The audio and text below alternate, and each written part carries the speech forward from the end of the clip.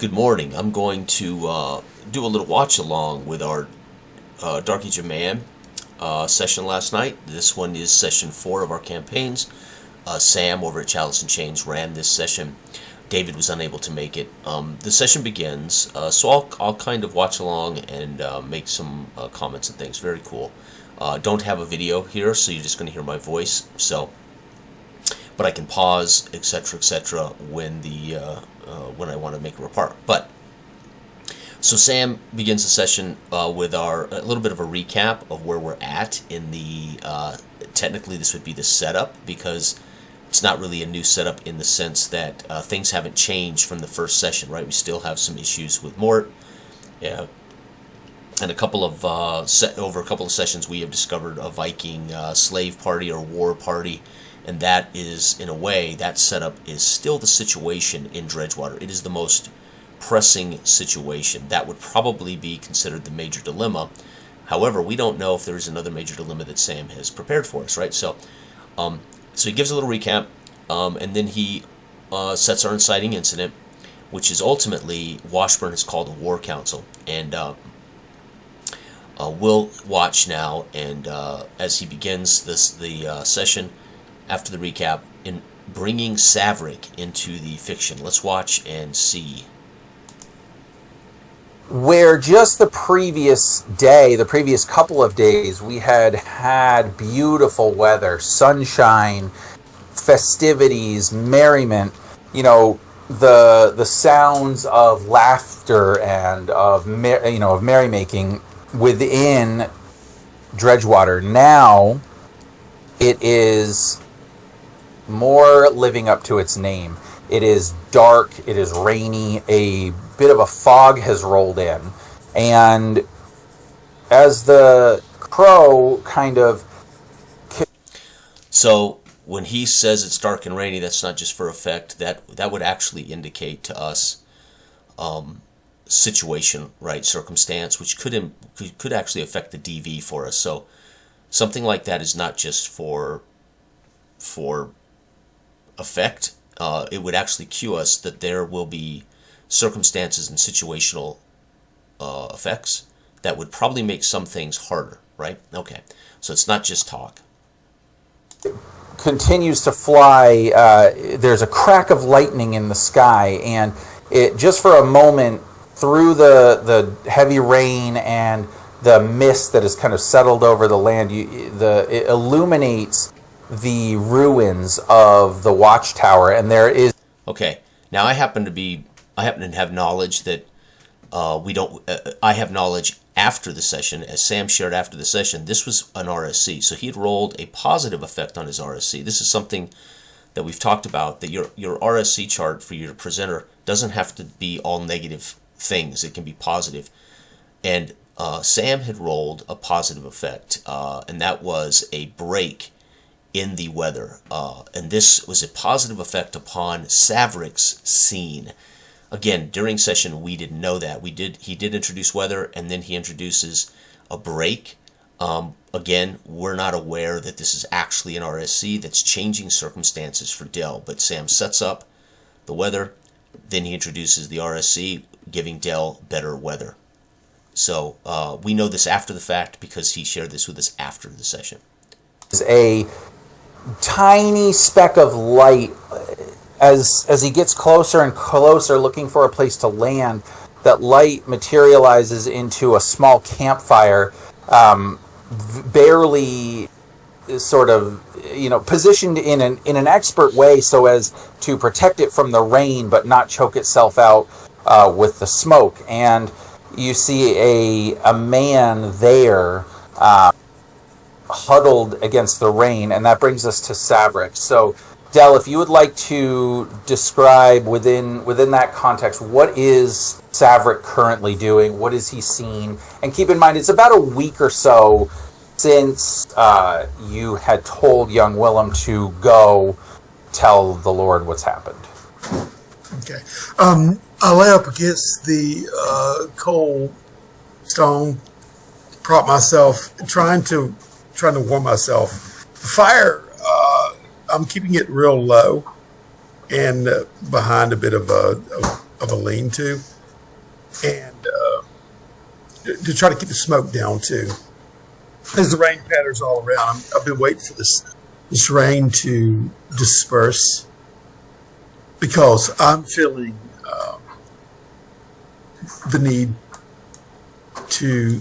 So I want to point out again, in this type of style of gaming, hopefully you are reinforcing through your description or your first person narrative, whatever, third person narrative, you're reinforcing what the GM has already told us. So here Dell reinforces that he's aware of the weather, he's aware of the rain, right? So this isn't just talk. Again, Dell is he's affirming yes and, right? Or, right? So there's a yes and here as he affirms that he is aware of the weather effect. Set the fire alight, the warning beacon, and I'm doing a bit of cursing as it's hard enough to keep this campfire going. So Dell here doesn't say, despite that, I'm attempting to light the beacon. So here's a great example of where system would come into play.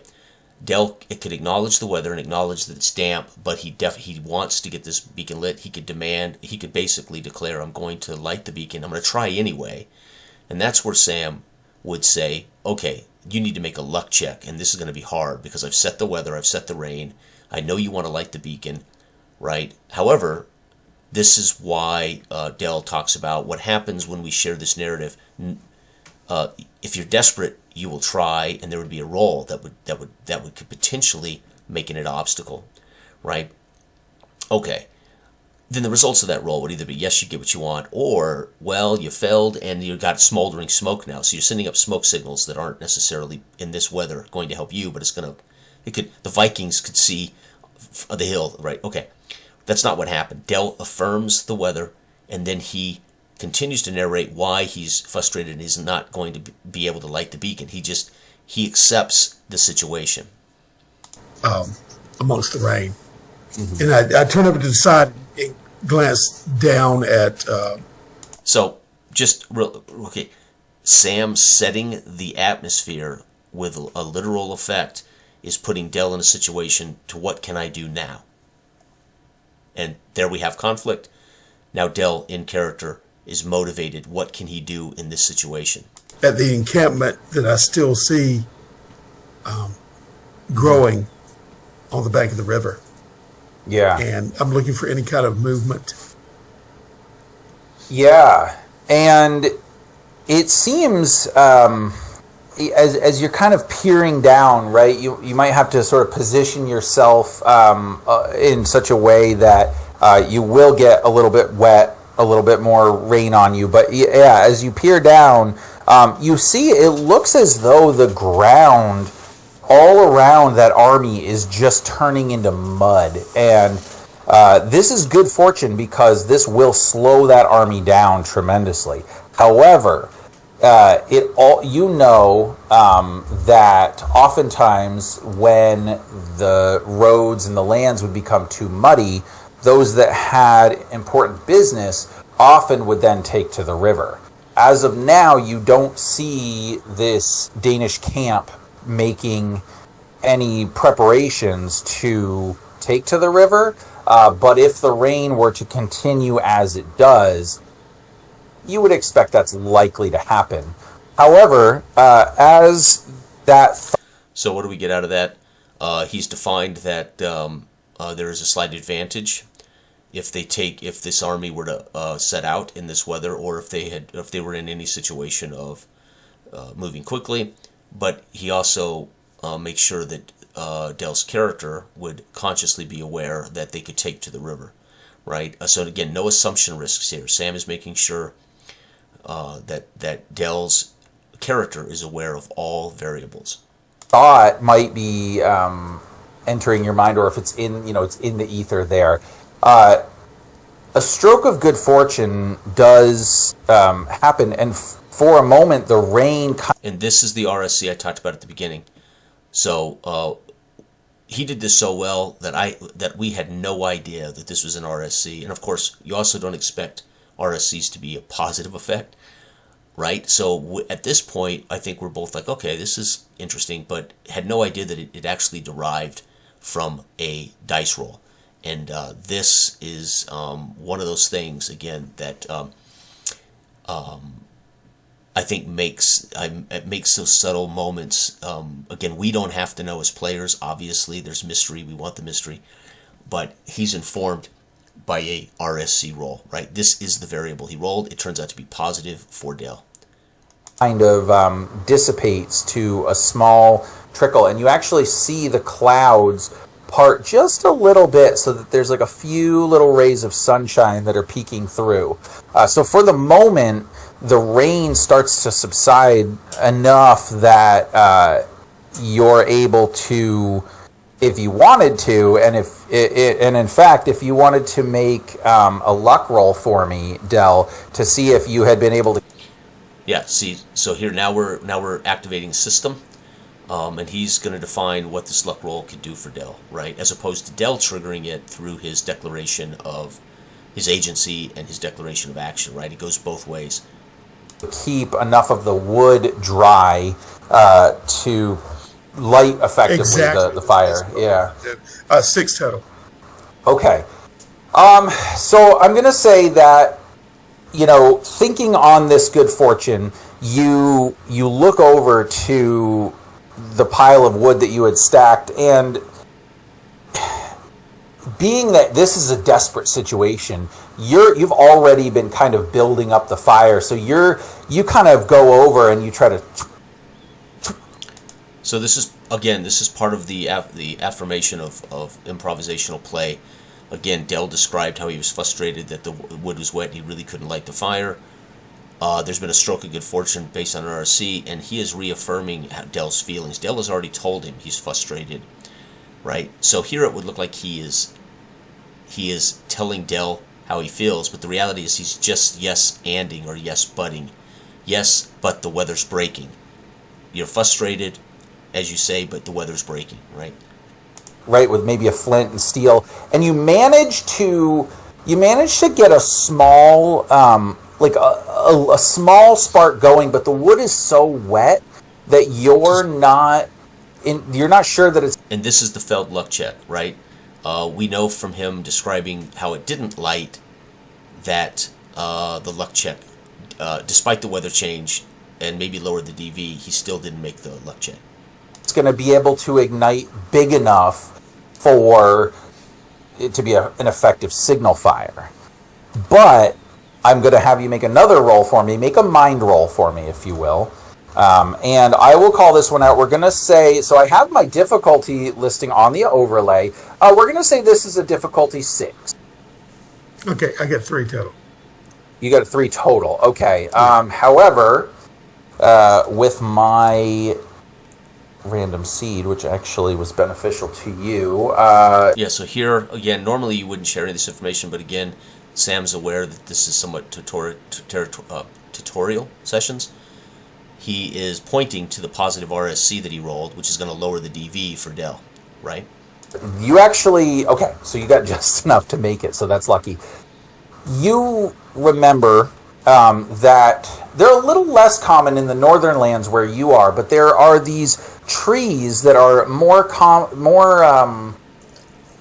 common in the southern regions of the Dredgewater, where their bark has like an oil or like a resin that is highly flammable. And you suspect if you could get some, you'd have to leave your position and go down.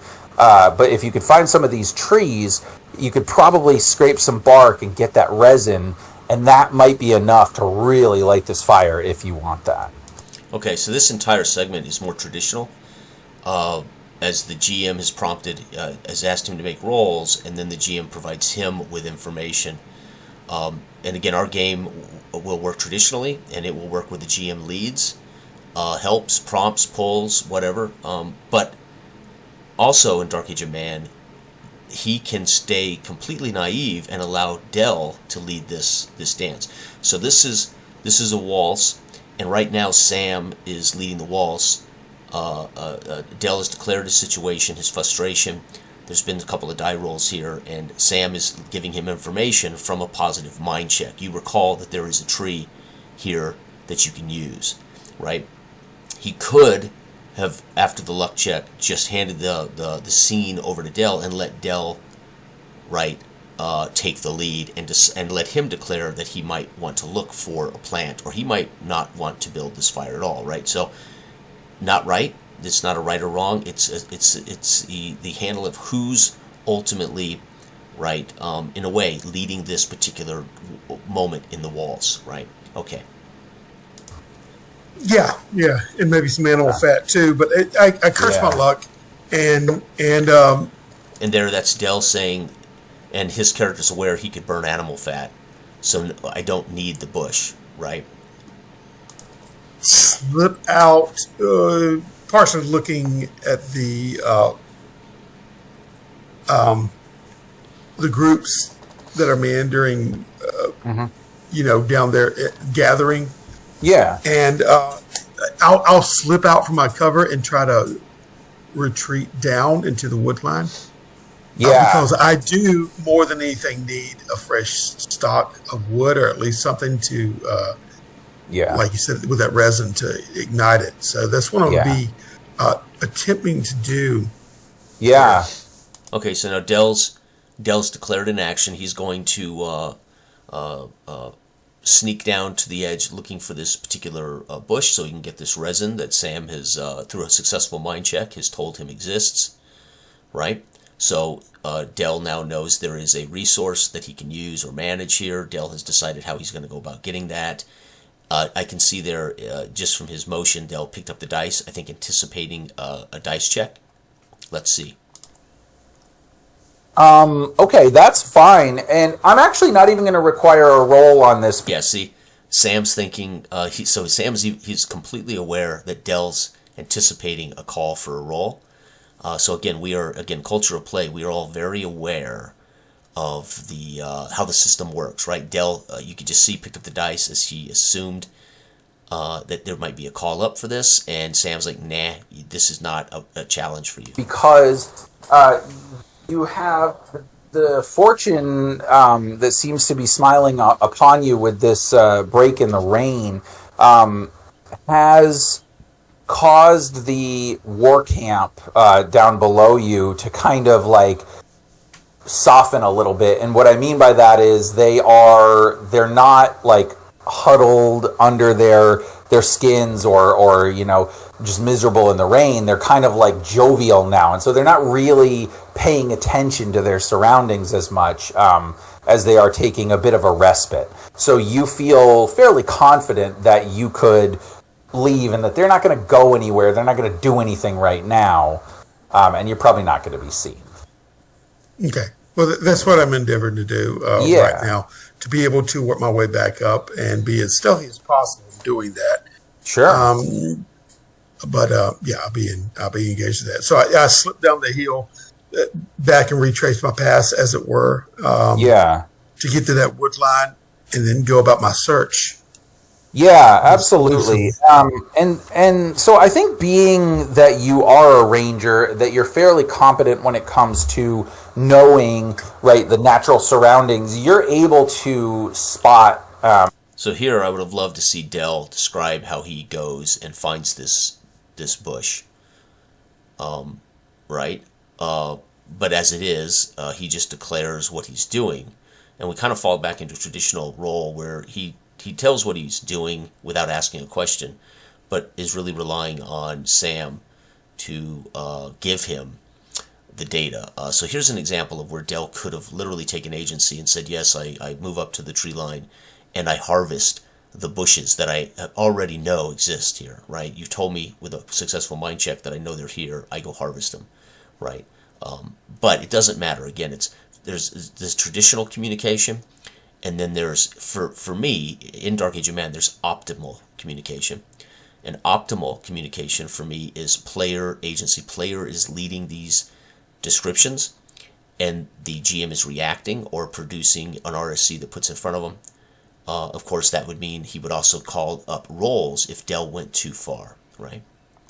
One of those trees fairly quickly, And as you're kind of And of course, we know there's no need for a roll because Sam's already said you don't need a roll, and your experience as a ranger tells you don't, that you can find this bush. So then I would, in that exchange, when he hands the dance back over to Dell, I would expect Dell to describe how he harvests the bush.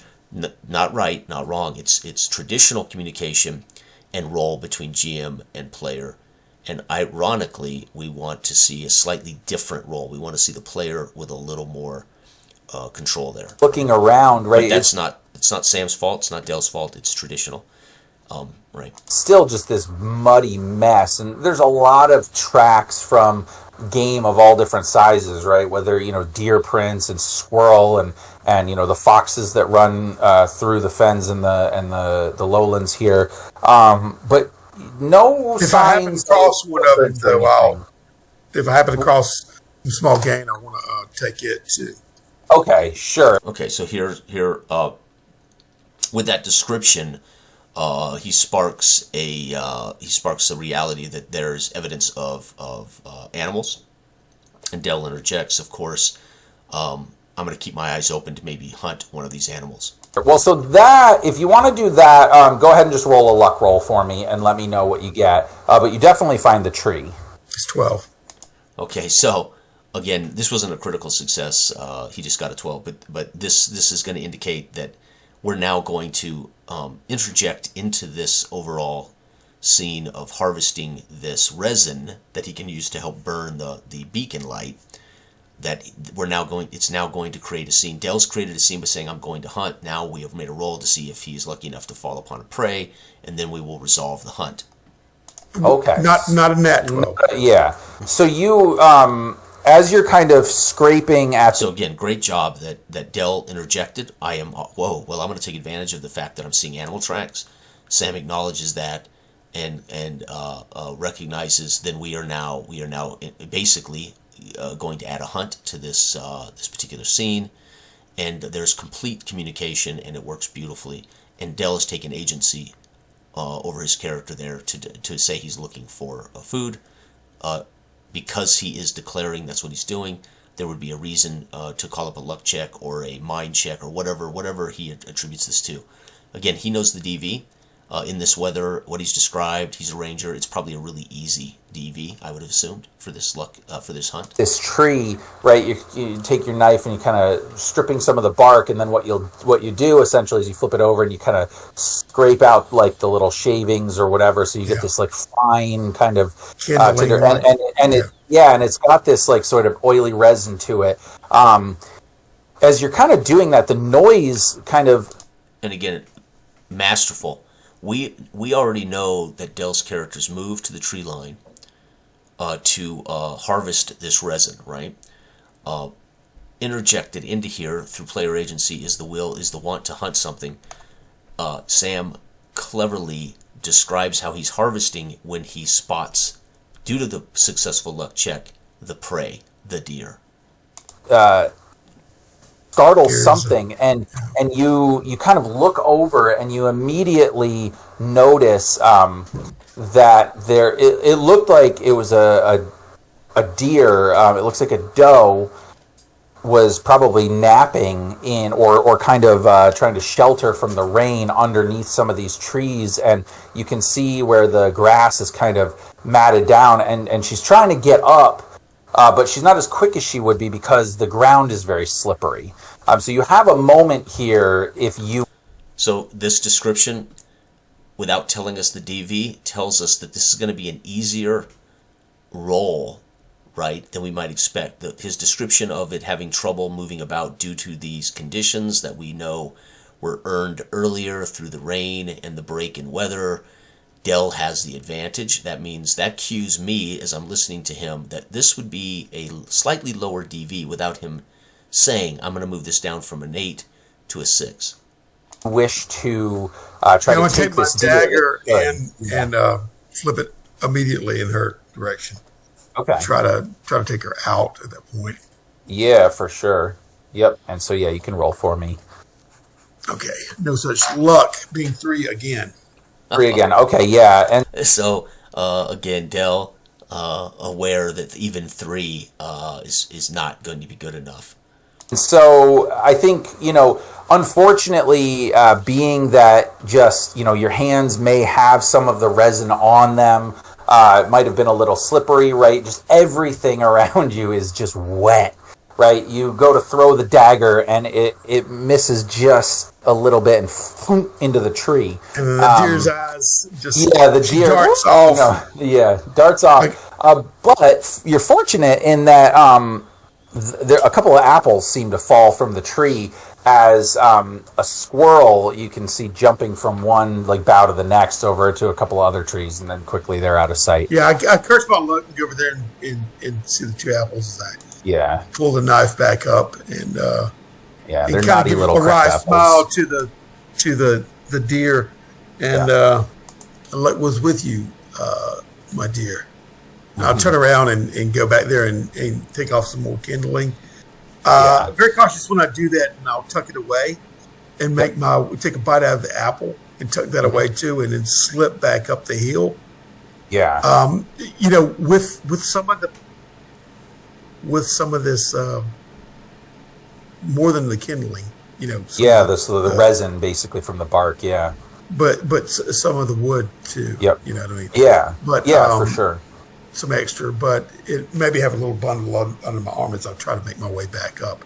And I'm definitely prepping to start a bigger fire, a bonfire, a proper one, as I do it under, So that's what absolutely.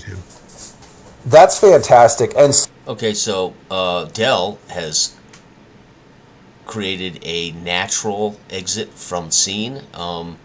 Queuing, if he wants to, Sam can stay here, or Sam now can use this as a natural, as he's exited the scene, as to what he wants to do. Sam can continue with trying to light the bonfire, or he can transition to me, who is in another location in the world. So,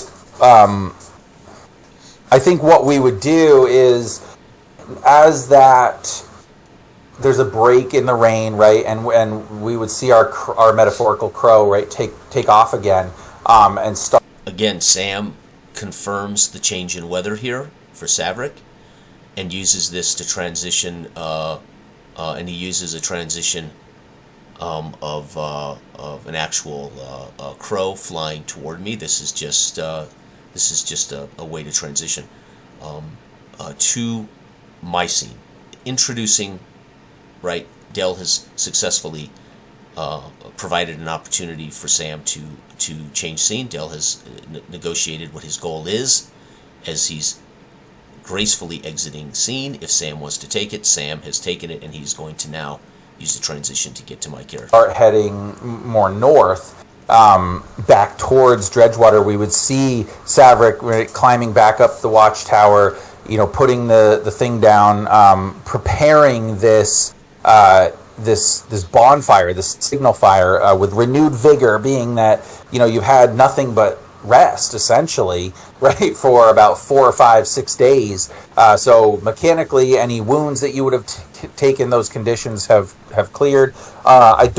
Unless you took one that was so bad that it required actual healing. I can't remember if you did or not, but. And this description that Sam's making is not for us. It's really for.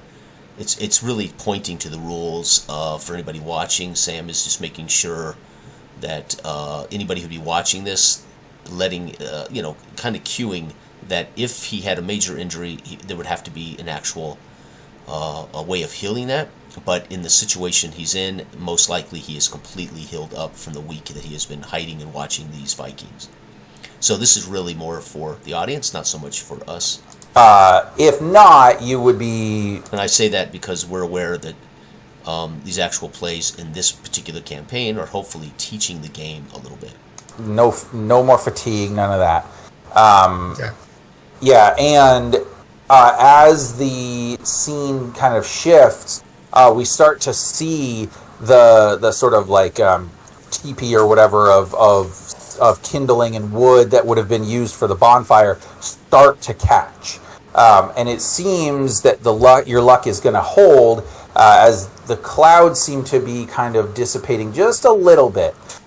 Again, fantastic again, referring back to why this is happening. A successful luck check is keeping this DV at a reasonable rate for him, and it allows him to not only achieve his task, but would remind him that the DV is set in the world at a lower level. Again, it's just good affirmation of what has already been achieved and why it's been achieved. But, this is So Dell is not in the dark at all as to what is happening around him. England, and if it doesn't rain all the time, then where are we, right? Yeah. So with that, we see the crow kind of fly back, right, heading north until we come across a scene of men on horseback. It is a small party, but behind it trails what looks to be men at arms, and then the sort of peasant rabble geared for war, right? So with their pitchforks and their scythes and spears, anyone that might have bows or knives, whatever, right? This is the fjord of Alderman Julian Udda, answering the call of Lord Washburn to the Council of War. And so you can kind of see in this my reaction. I'm not aware that he's introducing my character. He's introducing me very cleverly here at the front of my militia, my fjord, which I've raised. So we knew a couple things going in. He had told us the inciting incident, a war council. Washburn is called the war council. What's so good about how the game works, for instance, I can't toggle on that, but I'll show here in the video. So my 4 repute, I am an alderman, right? And how I earned that repute, I was thane to King Osbert of the North, etc., the boar, right? I have described that I am his, Washburn's my brother-in-law. I was married to his sister who passed away in childbirth. But more importantly, I have defined that my character is bonded not only by law to my lord, but by motive and by an agreed upon loyalty. So Sam, very, very, very well here. He doesn't just say, "Where are you at? What are you doing?" which is probably what I would have done as a presenter. He has already acknowledged that my character would have heeded the call. Get the fjord, come to the war council. And so he is assuming those actions have already been done based on my character's background, and actually puts us he expedites us into a fantastic entrance here. An entrance I would not have done, right? If he had just said, "Jason, where are you at?" I would have not introduced myself in this way. Nothing wrong with what he did, and more importantly, we know the inciting incident was war council, so he would have had every right to just open up with us at the war council, making no other assumptions, just we're all in the war council arguing about whether we go to war or not, okay? But what's cool is he gives me space. He puts me, though, in the path of the inciting incident that I have already been called, and and knowing who my character is, I would have gotten my fjord together with my son and my right-hand man, and I would be headed on the road. It is a fantastic way to expedite not only my character and what I've told him, but expedite the inciting incident without dropping me right smack in the middle of the war council, right? Which he could have done, which could have been just a completely different experience. But this is, again, a very, very good setup when you're coming to introduce my character. But you could see at the beginning, I wasn't even aware that he was actually introducing my character. So as the crow kind of dips down and flies over, I truly anticipated he was going to say, "Where are you at? What are you doing?" So a bit of a surprise, which is great. Again, we're not in control of everything, but it also puts us in a situation that I can again make some decisions. You're probably within about 10 to 15 minutes of the town itself. In fact, you could see the palisade, and you could see the river dredge. You're kind of going along its banks. Your whole party would just be completely soaked, but feeling this momentary satisfaction anyway as the rain breaks and some sunlight starts to come back out. This is where we find you. So, Jason, Again, confirms that there is the RSC, his first roll of the day, basically, which was the weather change. if you can, what would Alderman Julian Utta be doing at this point? I would pull my reins up and stop the horse, and I would motion for young Utta, my son, my 19-year-old son, to stop, and Harvick. And then Harvick, knowing that this is, he would signal to the Fjord behind me to stop. Harvick, you know what we do here. And I'll turn to young Utta. Young Utta, this is, you should know this, as this is part of what you must learn. You never bring your Fjord under the lawn of your lord. So here is where they will make camp. So you, a young man, will guide these men and get camp set while Harvick and I continue on to Washburn. So this was a couple of things. One, I would not have introduced my character already with the Fjord. So this is my way of arresting that narrative and taking agency over this particular thing. I'm okay with the Fjords here. I've introduced my son. I've introduced my right-hand man. So that's great. I've been able to do those things. But I am parking the Fjord here. My character is loyal, etc., but I don't know enough information as to whether I want to just bring my army to the field, right? We haven't even had the War Council. So I'm aware here that I do not want to bring the Fjord literally onto the front lawn of Lord Washburn here, right? So we're parking it. I'm charging my son with watching and setting up the camp. Now, he could have called on a prestige check to see if my son successfully manages this. He could still do that later if we return, right? Doesn't have to, right? It's just a basic play. What's important here, too, is I also defined Harvick, and we go from here. But what I've done is taken agency back, ultimately, and declared the Fjord that I'm in control of this particular variable, my militia. They will listen to you. They know who you are.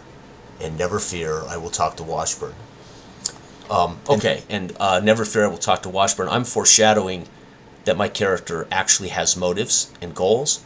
They don't know it. I'm not going to share it. I'm going to be in first person, and I'm going to play. And if the opportunity comes up for my character to actually bring up a particular motivation and goal, I will. But only live when it happens, right?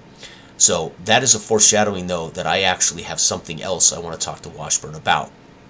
I'm the only one aware of it, but I say it here to set the tone that if they're paying close attention, that there's something else that my son and I want rectified, want dealt with. Then I will turn to Harvick and say, this is agency over asking questions and reacting to the GM, right? I am in character, and I am following my character's actions, motivations, goals, desires. This is the difference between passive in character play and active in character play. Kind of give him a look like, let's hope young Utta is capable of this. And I will then, and there I was cueing a potential role, right? When I say to Harvick, when I describe that I give Harvick, I hope my son can handle this bivouac. I was, in a way, leaving an opening there for Sam, cueing that Sam could ask for a luck check or a prestige check to see how well my son actually handles the militia. But again, this is not a pressing moment. It's just camping. So it's wise that Sam just allows it to be narrative. Start on a trot back toward onward, and Harvick may or may not say something to the young man. I don't know. But Harvick and I grew up together. His father ended up raising me as I inherited at 17 the land, and he had been my father's advisor. So Harvick and I were almost like brothers.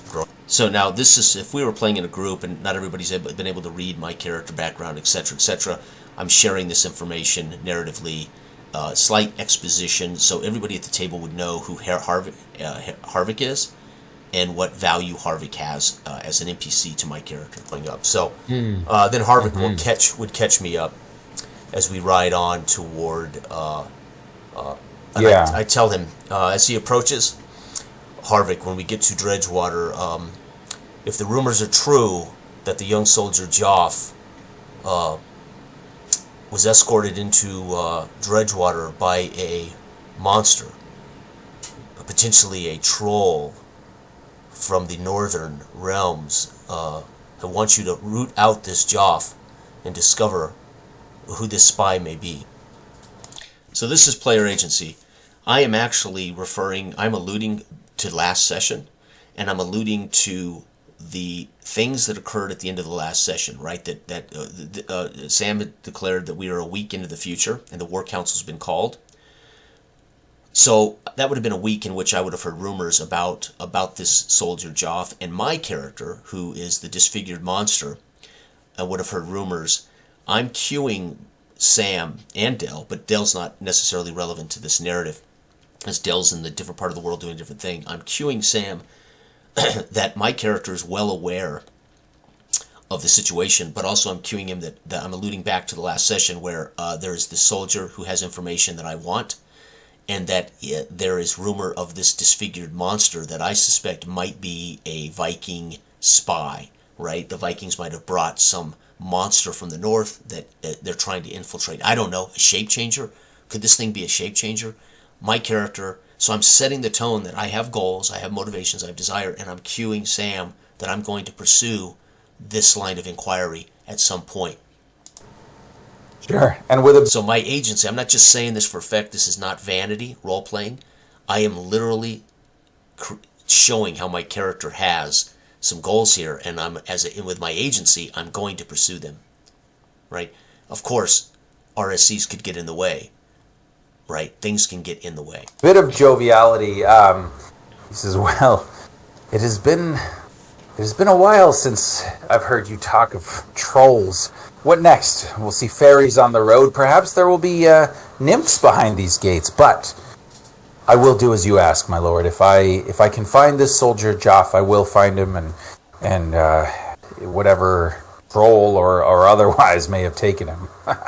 But so Sam does a good job here as Harvick being my basically like we grew up together like my brother. Technically he is my stepbrother, so to speak. Harvick poking fun at Utta's seriousness about some troll. He says, as to young Utta there, he'll do fine. You know that. We've trained him well in the ways of war and administration. Mm-hmm. Although he was quite looking forward to the mead and the ale that your brother-in-law has brought in. He will be disappointed, but yeah, it is best he stay free of this for now, as I have other plans for him. But yes, I'm alluding again to one of my motivations for Utta, that I will, if I get an opportunity, I will present to Lord Washburn. There's no doubt he can handle the Fjord encampment. The greater concern is his and this is my, again, affirming the acceptance that he did not demand a role for my son being able to handle the camp. I'm affirming here by his not asking for a role that it is assumed my son can handle the actual camp. So again, none of this is just vain, right? This is communication about variables that make the world real, and we are live, and we have to be aware of them as all kinds of situations could arise. Impatience. But his Washburn and my blood runs through his veins. He certainly is capable. He will be fine.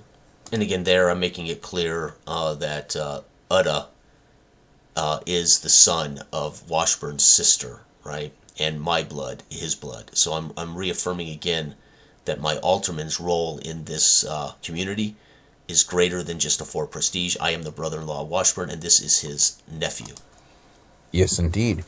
And the conversation kind of trails off as you kind of get closer to the palisade, and you've noticed that the last time you were here, the palisade is certainly in better condition and bigger than it was, but it looks like it's fallen into not necessarily a state of disrepair, but perhaps the Lord hasn't been as diligent in keeping his military power as good as it could be, right? And, he's always been very kind of tight on his purse strings and all of that. So that's a little disappointing considering that he's calling in the Fjord. But but you do see that construction has begun on sort of some reinforcements of the walls. There have been some other defenses that are being built in case there's a siege. But you and Lord Washburn know if there is a siege, especially by the Danes, it will likely come from the river, and it will be difficult to repel. But as you kind of So again, not just pointless information. Sam is giving me information about my brother-in-law's who he is. Ultimately, he's confirming who he is. He's also confirming the state of this palisade, the state of his army, and he is foreshadowing that if there's a raid, the DV will be high against us. Go through the gates, and you kind of look back. It's not just pointless, vain description. It actually sets the DV. Immediately, young Uda is already expertly... And he's communicating that without saying, right now, folks, in the world, the DV's 10 if there's a raid. He doesn't have to say it that way. He can foreshadow it through these descriptions. Setting up the men in a sort of bivouacking in a sense, but not in a permanent sort of situation, as they know if there was real conflict they could easily enter the walls. But he's doing a good job. But more concerning is the lack of any other Fjordmen, at least visible right now. Okay, so he's definitely introduced, I would guess that this would be the minor dilemma. Major dilemmas, he's called the War Council. Minor dilemma is none of the other aldermen have obeyed him. That's what he's cueing me here. So I'm going in with I'm the only alderman that's obeyed the Lord and brought his Fjord, right? But remember, I didn't make this decision. This decision was decided by Sam, and it was decided by how I described my character as a loyal, law-abiding alderman. So Sam didn't take liberties. He just introduced my character in exactly the situation I should have been in, right? Okay. I took agency back and parked my Fjord just in case.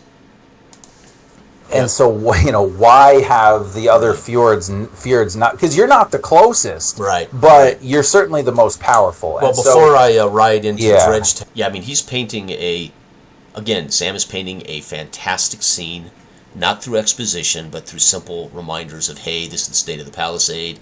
It's setting the DV. Oh, by the way, you realizing there's no other militias camped about, right? He's setting a scene, very precarious, before I even enter the War Council.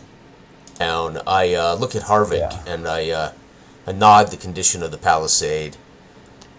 And then this whole scene here between me and Harvick is I'm just confirming yes and. I'm just yes-anding everything. So Sam knows I heard him. Brother-in-law, he is, as usual, too comfortable. And I'll look at Harvick and I'll say, and I'm a bit concerned, there's a lack of... And yes, I go from first person to third person. I have to describe what I'm doing because, well, it is gaming, and I want to describe exactly how I'm talking to Harvick and what I'm saying to Harvick. Of others here. I'll pull my horse strong to the left, down toward Dredgewater. Okay, and right there, I did that on purpose. When I say I pull the reins of my horse strong left, I'm taking agency. Because I have goals, and my goals are to get information. I do not want to walk into this War Council not knowing more. So I take agency, and I'm going to go down and I'm going to visit the blacksmith Dar. I don't know if he's there. Sam could call for a luck check to see if Dar's even at home or Dar's even at his facilities. And I'm also going to give me an opportunity to introduce that I am old friends with the blacksmith Dar, and an opportunity for me to further investigate whether these rumors of the soldier Joff and the monster from the north, right? Not from the north, from the Northmen the Northmen might have brought. So I'm taking agency when I literally say I'm pulling my horse strong to the left and I'm riding down to Dredgewater. I'm letting Sam know I'm not going into the War Council yet. I'm taking agency. I'm declaring that my character has things he wants to get done before I walk into the War Council. And Harvick will fall in behind as normal, and I'll ride down to the blacksmith Dar and dismount as I come in, and I will yell about, "Dar, where are you, you big fool, you ugly monster!" And you see Dar, big, like, stocky guy, right? So he could have called for a roll. Let's make a luck check to see if Dar's home. But I appreciate that, of course, Dar, being the blacksmith, would be here working most likely, and so that's good. You'll see in a few minutes, he does actually call for a luck check when I want to know information, right? Clearly the build of a blacksmith, right? You would have heard this clang, clang, and then you would hear it stop as you as you yell out, and he says... So it's just a good example of yes and. Yes, Dar's here, and here's more information. Yes and. Who's the son of a whore that insults me? And he pops out of his shop, and he sees you there, and he says, "Oh, the biggest son of a whore of all of them, yes, or the biggest horseman of all of them, Julian." And I will reach out and give him a warrior's handshake. It's good to see you, big man. So again, I'm taking agency that Dar is an ally, right? I'm not leaving it up for chance. Dar is a friend. He's an old warrior. He's an ally. By the greeting and by the handshake, again, Sam should be naive. I'm taking agency that Dar is one of my allies. It has been a while. I want you to hold Harvick and I's horses here. I do not want them... and this is what I talk about when I talk about player agency. It is more than just coming up with a plan and executing it. We have some ability to set the fiction around us that later could be positive or could cause complications. If I claim Dar's a friend and I show that I have interest in Dar, an RSC later could threaten Dar, and my character should act in proper motivation to find Dar or help Dar or whatever, right? I've made Dar an important person to me, so that can also be a potential conflict in the future. In the hands of Washburn's groom inside the palisade gates. Can you do that for me, old friend? And that's my way of saying I trust Dar with our horses more than I trust my brother-in-law's actual groom, right? I've seen the state of the palisade. I've seen the condition of his army. I know who he is as a man. I'd rather my horses not be trapped in the palisade if we need to make a break for it, so to speak. And it's my way of confirming that I trust Dar explicitly. I mean, a horse is everything, to a man. So handing our horses over to Dar solidifies what he means to me. If there was a question here in this, I would expect Sam to say, you need to make a prestige check. If he presented Dar differently, like maybe Dar doesn't like me, he could do that, and then there might be a prestige check here, a mind check, a luck check. But Sam is willing to, as a naive narrator, allow me to set this relationship, and then I confirm it with how important it is to me by handing my horses, and I will give him a silver coin for his troubles, because I'm a lord and he's a professional. And he looks around and he says, I certainly can, and I suspect they'll be needing some new shoes, but I'll tell you what, any droppings that they leave, I'm not picking them up. I'm not a stable. I'll look about Dredgewater and say, well, you wouldn't know it by the ground here. It's all horse shit. Also, my friend, tell me, what is news? I have heard some... Now, this is where I go into why I'm here, what I want. I established a relationship. Now, what I want. I want to confirm an investigation, right? This is about investigating the stories that I set up earlier. I took agency that I knew what happened at the end of last session through agents or through rumor. Now I want to find this person, and I want to find maybe this monster, and I want them brought before me so I can get from them the first-hand account of what they've seen and what's going on. And my character is concerned about this story of this monster who infiltrated into the disguise of a soldier. Right? I took agency over that information. My character knows it. Now, I need to confirm it, and I would like to find out more. Because, again, my character may be thinking that this monster is a spy or a shape changer, right? Okay, so this is all about me trying to solicit information, right, and to send Harvick on a mission. Normally, I would expect a prestige check to see if Harvick is successful in that. Sam may or may not call for it now. He may call for it later, or he may not call for it at all. My prestige is 4. There's not really... Harvick is definitely going to do what I tell him to do, right? News, the fate went well. I've heard news that young Willem and Joff brought back dour news of sightings of potential invaders. And so I confirmed that Sam's character, that I've heard rumor of Sam's character running all night and coming in exhausted with a coin from the north, and I've heard about that story. I've heard about Joff, and I've heard about this so-called monster. Okay, so I'm making sure that I acknowledge Sam's character from last session and that I would have heard these rumors, right? The South, is this true? However, technically to my character, they are just that, rumors. I didn't witness them, so now I'm finding out from Dar, is this true? And he kind of looks up now, and I forget, is Dar has it been established that is he Christian or pagan? I cannot remember. We never did. It's entirely up to We you. never did. So I'm going to. He makes the sign of the cross, and he looks and he says, dire news from the south indeed. That young lad Willem nearly ran himself to death. Actually, this rain hasn't helped. Took himself quite not done well for his lungs. But yes, he's said that there's a party of the sea people down in Mortsland. Boy, yeah. Okay, so again, I wanted as a player, I know what's going on, but as a character, I don't. So I take agency over my knowledge, but I present it as potential rumor, and then I'm going to find someone to confirm it, because once it's confirmed, my character can act on this knowledge, right, and it's not meta, right? So I need someone to confirm it, or I need to investigate further so I can get confirmation. And again, I'm doing this because I don't want to just walk into the War Council completely in the dark, and part of that is I don't want then the War Council to become an exposition where Sam has to tell us all of these things, right? So my character does not want to go into the War Council without knowing that some of this stuff is true, what's going on, right?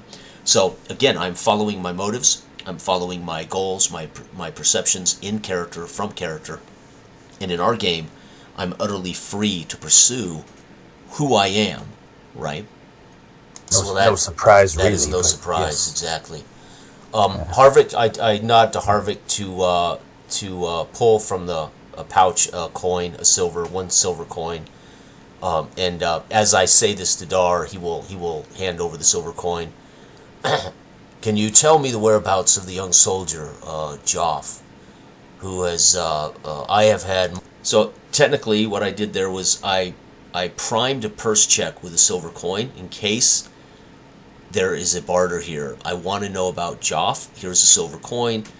Sam can accept that straight up, right? He can just say, "Oh, you've paid him," and he can confirm the soldier, or he can ask for a roll.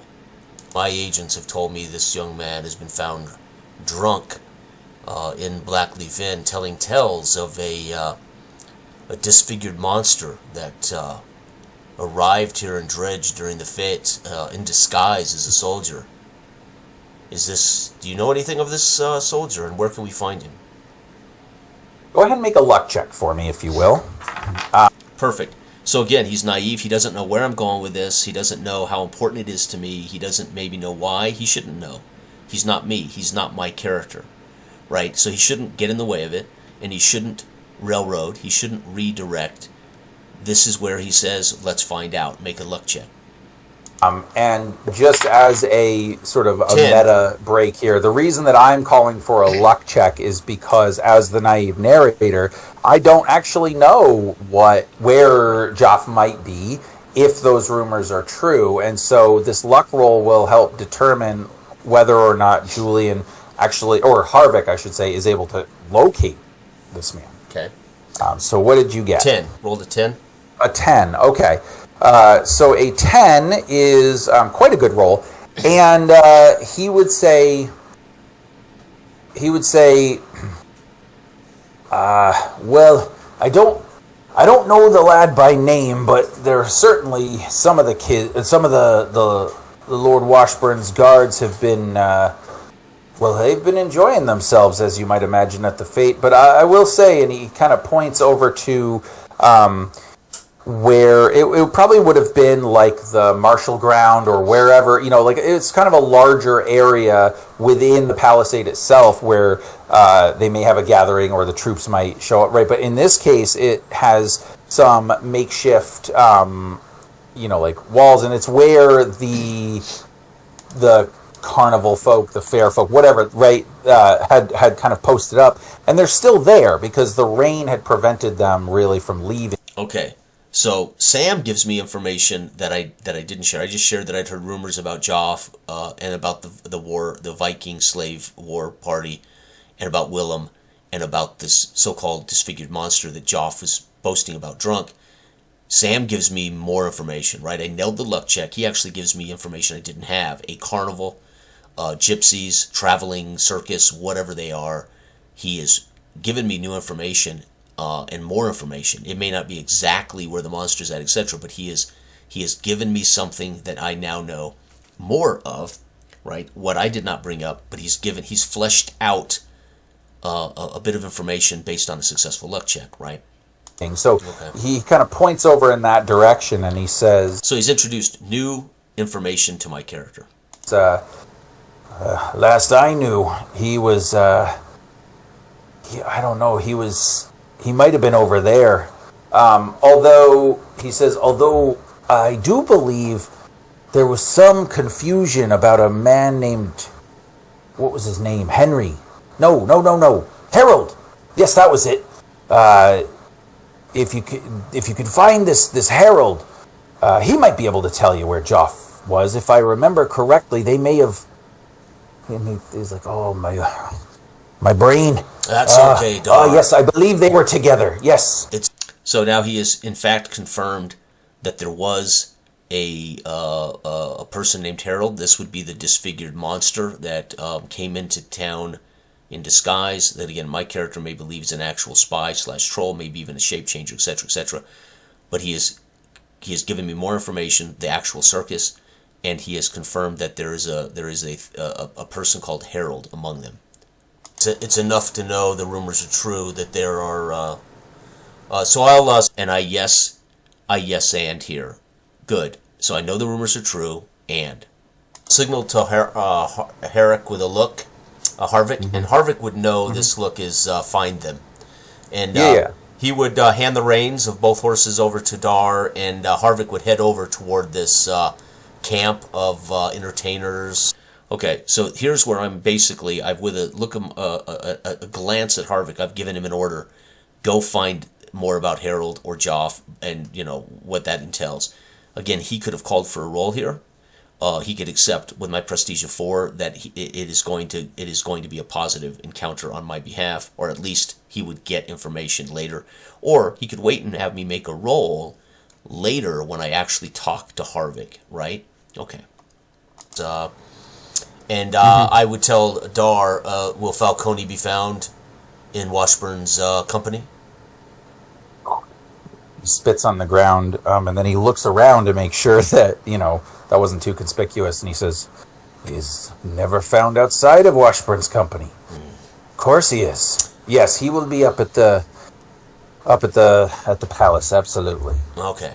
So again, I'm wanting to know, before I go into the War Council, what I'm going to be dealing with here, right? And now I know Falcone is probably already at the council.